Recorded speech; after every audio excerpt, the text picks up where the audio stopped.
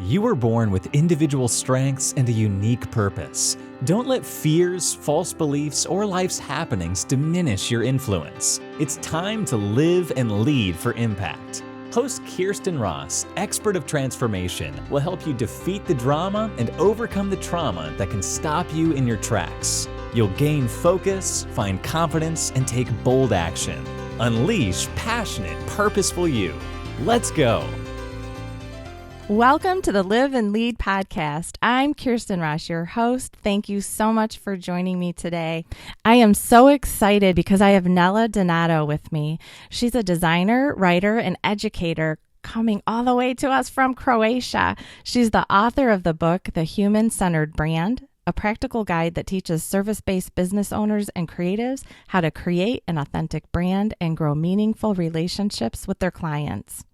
Nela also teaches design as an Adobe course instructor, leads in-person workshops, and writes articles on design, marketing, business, and creativity. And I'm super excited to hear more about what you're up to and what has inspired you to do your great work. So welcome. Thank you. Thank you, Kirsten. I'm very excited to be here. Yeah, so let's just dive in. And what life experience has motivated you to make your impact? Well, the main, I think, formative experience for me was growing up as a slightly weird kid in a very small town. And since, I had sort of nerdy interests and hobbies and was hanging out with adults most of the time, it was really hard for me to connect with other children.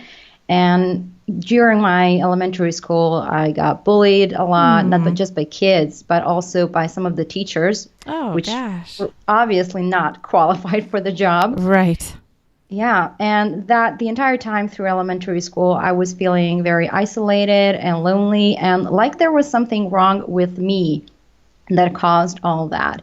And I didn't have any adult role models who would show me that, being nerdy and sensitive and empathetic and creative and all that was just okay. It was just, being a normal person. So thankfully, this all started changing once I was in high school in a slightly larger city where I met other people who were kind of like me. We were all like a band of misfits who had similar experiences when we were younger.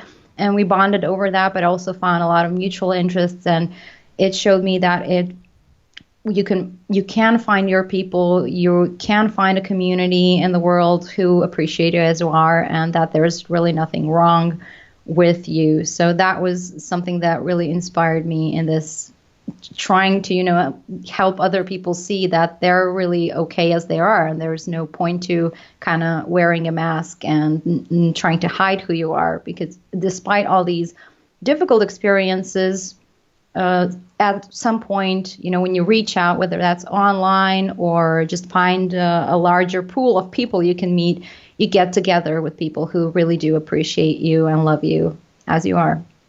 I love that. I feel like in today's world, we have so many different ways to connect with people, and yet in speaking with others, I find so often that people feel more isolated than ever.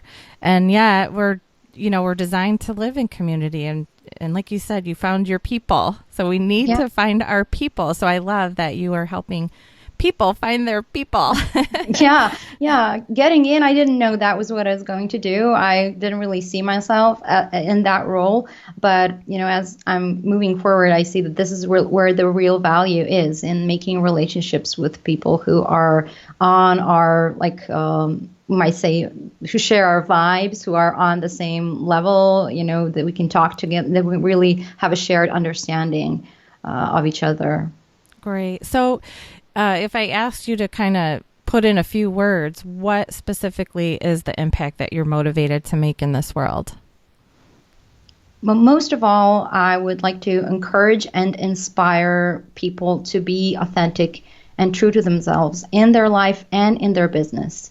So often in our lives, we're more natural, we're more like fluid, more authentic, but in business, we kind of put on this suit and tie personality and try to impress our clients. But I think that is not probably the best approach, that we can actually have our true personality show through our business relationships, and that it also helps us do our work better and connect with people who are better suited to working to us. So it's kind of all intertwined. I don't see this distinction between personal life and business life. It's all connected. So I hope that through my example and my writing and my work, I'm able to show to people that it really can be achieved. It's not just a pipe dream. It's real. It's working.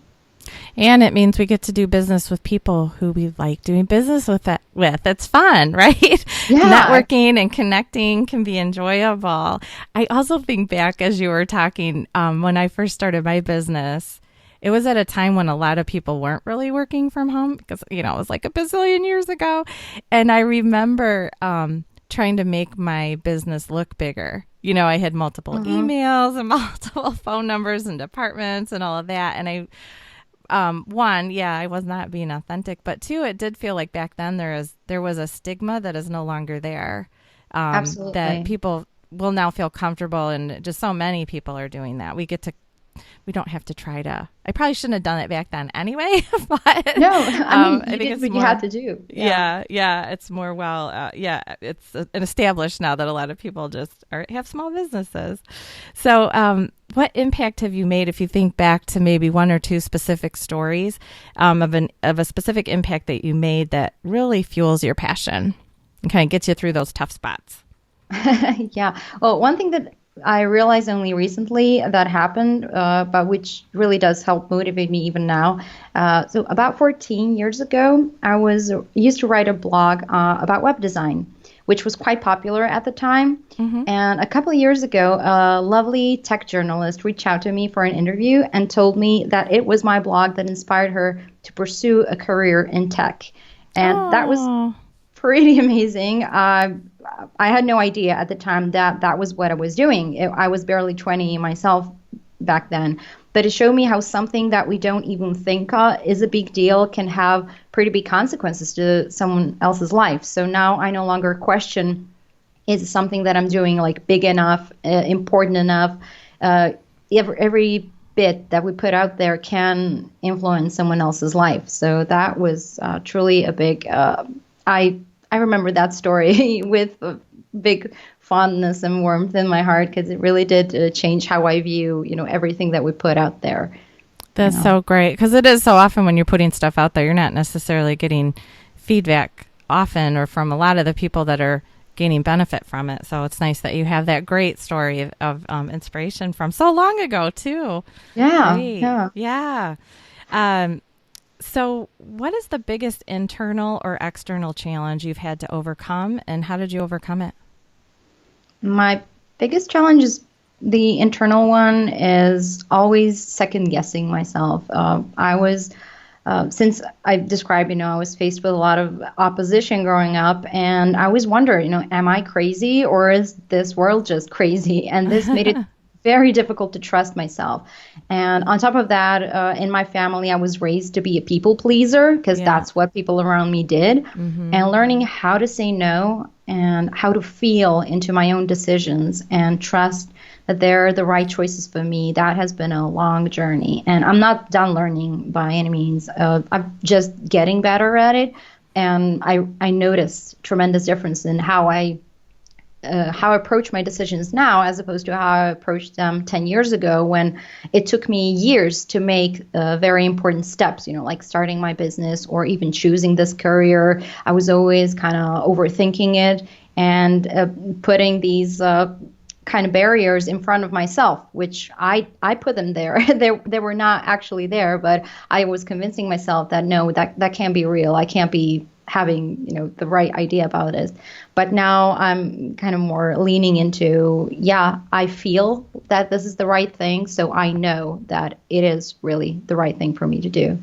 So important. I don't think there's a decision in an entire lifetime that there won't be some people who don't understand or don't agree with it. And man, it is an empowering feeling when you can just look within, still have those trusted advisor people that have good intentions and will give you advice and not feel frustrated if you don't take it. But instead of looking outside yourself for all of your decisions, it's so hard to make your impact in the world if you're spending a lot of time doing that.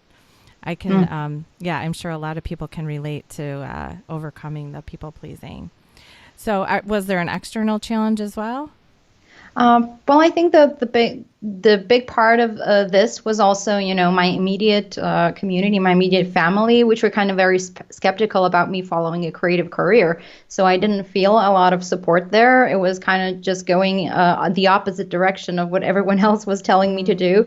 So that was, learning to trust myself together with actually facing all of this, negative speak, like, no, that's a dream, that's not possible. You have to be realistic. It's you have to follow the established path, like finish university, get a job, all the things that normal people do. And thankfully there were a lot of friends who stood by me in those decisions, so they were the ones who helped me find this inner strength and really do what I needed to do.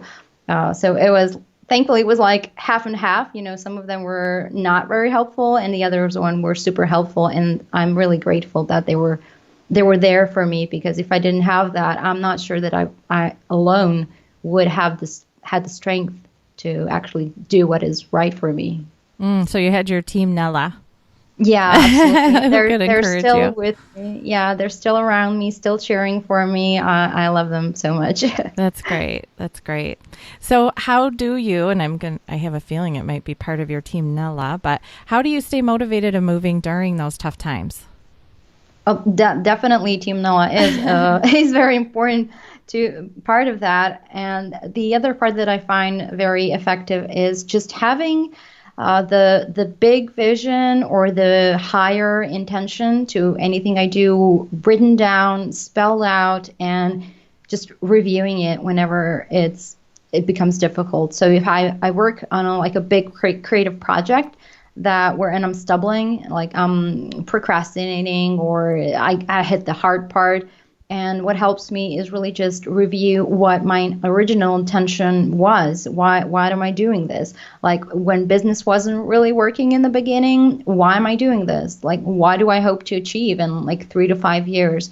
Why am I actually, investing so much time and effort into something long term? Because, the success takes a lot of time to come. So just connecting with what do I really hope to have at the end of this journey, or not even at the end, but once I move across some of the barriers. So that really helps, because then you see that it is worth it. It is really worth it. The sleepless nights or some parts of the journey which are not so pleasant, it becomes worth it in the end. Great. So what words of wisdom do you have for others who want to make their impact in the world? I would say don't get hung up on huge visions, huge projects immediately. Just start something small and start today.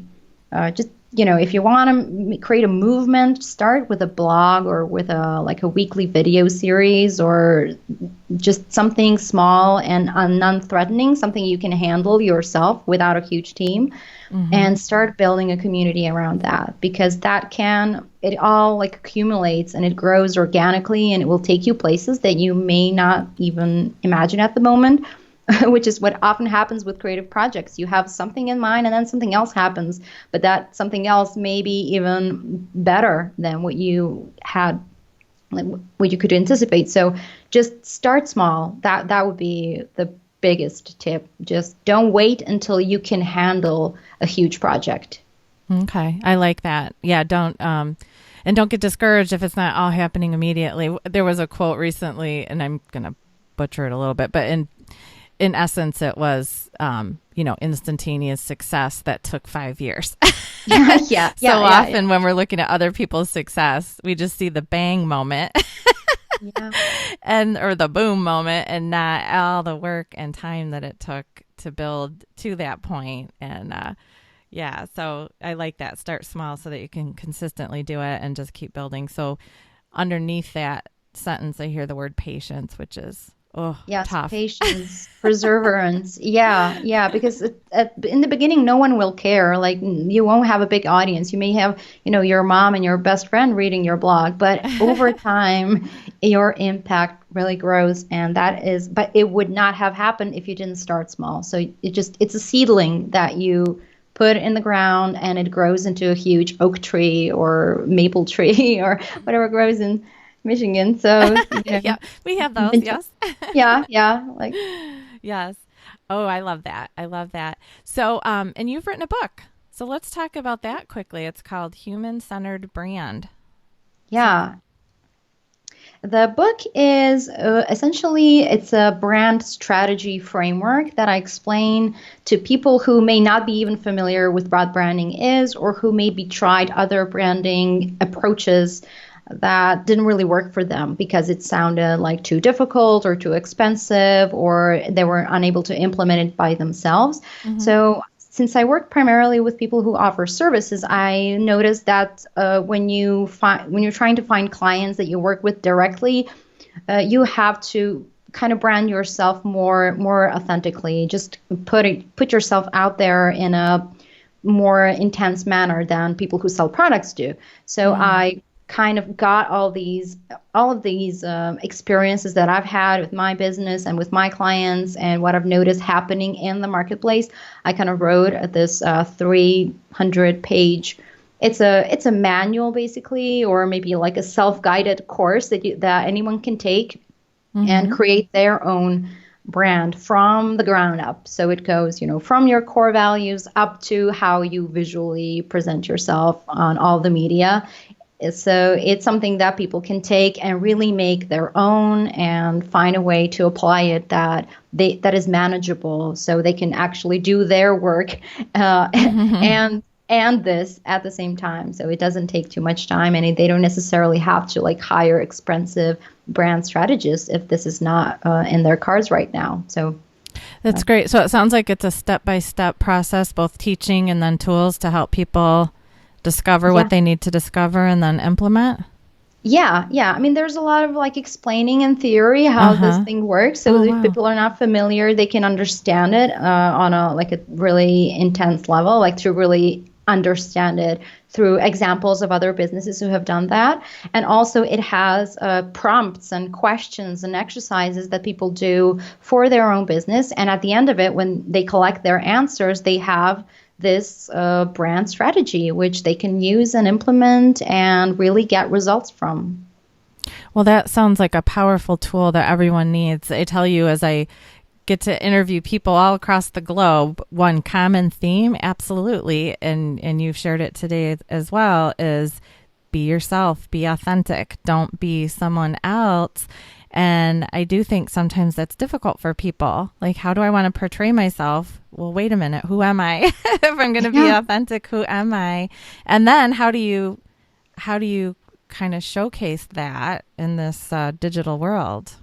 Yeah, well, it's absolutely. This be yourself is like a great advice and great bumper sticker material. But when you ask yourself, how do I actually do that? Like, what do I do on a daily basis to be myself? Well, that is the answer that that is the question I try to answer with the book. Actually, how do you do that? Like, this is what you can do. This is what you can do when you write emails. This is what you can do on social media. This is what you can do if you want to create your business cards. Like all of these different avenues that we have, and we have so many of them, and we don't have to take advantage of all of them, of course. We just choose those when we are most able to display our strengths and our superpowers. So that was the idea behind it. Well, it sounds amazing. And anyone listening, the link will be at the show notes for today's episode, but you can also, I'll just say it, it's humancenteredbrand.com. Now, is there a digital version and like a in-hand version as well? And that's what they'll find at the link? Yes, there is a digital version, an ebook version, and there is also the paperback, which is available on Amazon, Barnes & Noble, and all the other web bookstores. And there's also a free workbook that they can get right now. Like, you don't even have to buy the book. You just get the free workbook, and you can go through the exercises. And if this is something that you enjoy, then you can get and read the whole book and get even deeper understanding of it. Great. Well, I encourage everyone to go grab this book. It sounds amazing, and I'm definitely going to be checking it out myself right after we're done here. So I just want to thank you so much for joining me today. And you have some skills, even though you felt like a misfit. I'm going to say you have powerful skills that every business owner needs. And so I'm grateful that you are sharing those gifts with the world, both through your work and now through this book and ebook. So thank you so much. And thank you. I'm so happy to be talking to you, and that you were so generous to invite me here to share this with your listeners. And I am just enjoying my work. This is what I do. I do it because I enjoy it. There is like no bigger reason for me than to just find pleasure in the work that you're doing every day. Awesome. Well, thank you for making your big impact. And all of you listening, get out and make your big impact today and make it a great day. Thanks for listening.